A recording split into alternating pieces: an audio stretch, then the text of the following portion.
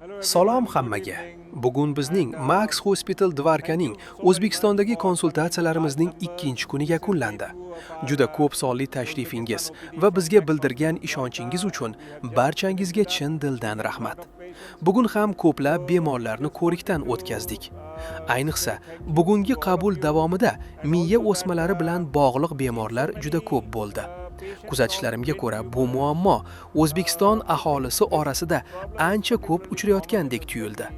Buning aniq sabablari haqida hozircha bir narsa deyish qiyin, ammo bugun ko'rgan bemorlarimning qariyb 50 dan 60% gacha miya o'smalari bilan bog'liq edi. Shu sababli odamlar ushbu kasallik haqida ko'proq ma'lumotga ega bo'lishlari juda muhim. Yaqinlaringizda, farzandingizda, turmush o'rtog'ingizda yoki oila a'zolaringizda miya o'smasiga xos belgilar paydo bo'lsa, buni e'tiborsiz qoldirmaslik kerak. Chunki kasallik qancha erta aniqlansa, samarali davolanish va sog'ayish imkoniyati shuncha yuqori bo'ladi. Eng ko'p uchraydigan belgilaridan biri doimiy bosh og'rig'i.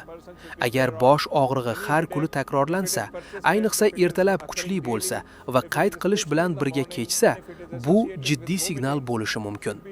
Bunday holatlarni aslo e'tiborsiz qoldirmaslik kerak.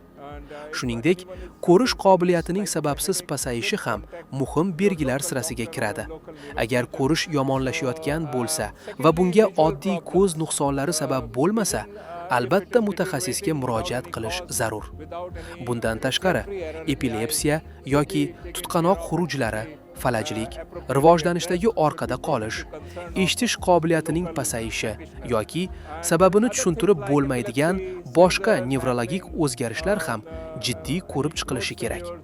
Agar siz yoki yaqinlaringizda shu kabi belgilar kuzatilsa, darhol mahalliy shifokorga yoki neyroxirurgga murojaat qiling.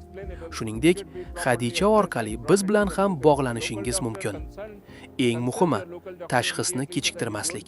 Chunki ko'plab, ayniqsa, yaxshi sifatli miya o'smalari erta aniqlansa, ularni muvaffaqiyatli davolash mumkin. Barchangizga yana bir bor rahmat. Tez orada siz bilan yana uchrashamiz.